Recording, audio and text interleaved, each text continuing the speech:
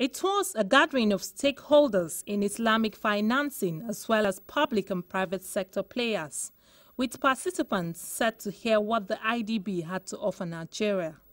This was the thrust of the Business Forum.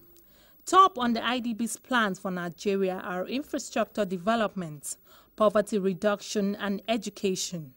The bank particularly has eyes for Al-Majiri system of education, which is prevalent in the northern parts of the country, saying it seeks to get them off the streets and give them an equal opportunity to compete for jobs and earn a decent living. In the coming 3 years, inshallah, will be a great difference in the relationship between Nigeria and IDB. We expect at least a minimum of $2 billion operation may take place in the coming 3 years, inshallah. So the past does not reflect what will be in the future, inshallah. Idea of integrating the Al-Majiri education into the formal education system actually has been on for a long time. But everything needs funding. So whenever, and in education, we need private sector funding also to come into education. And what we are doing is just to give it a boost. Vice President Namadi Sambo highlighted Nigeria's economic growth aspirations.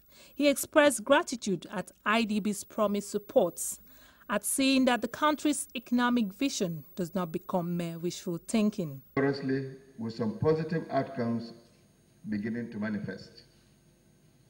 Our GDP has been rising for the last 5 years, averaging 6.7% over this period.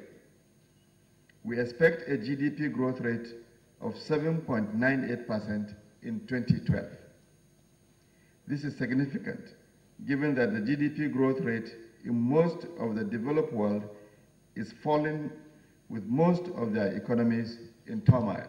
Their coming will help us invest, getting resources to invest in infrastructure.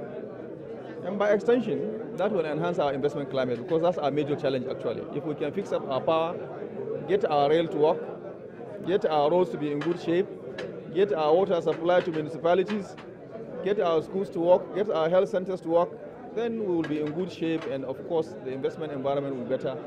An agreement was later signed between the IDB and Nigeria to facilitate implementation facility for a bilingual education program, a move geared towards helping Nigeria attain the MDG goal on education.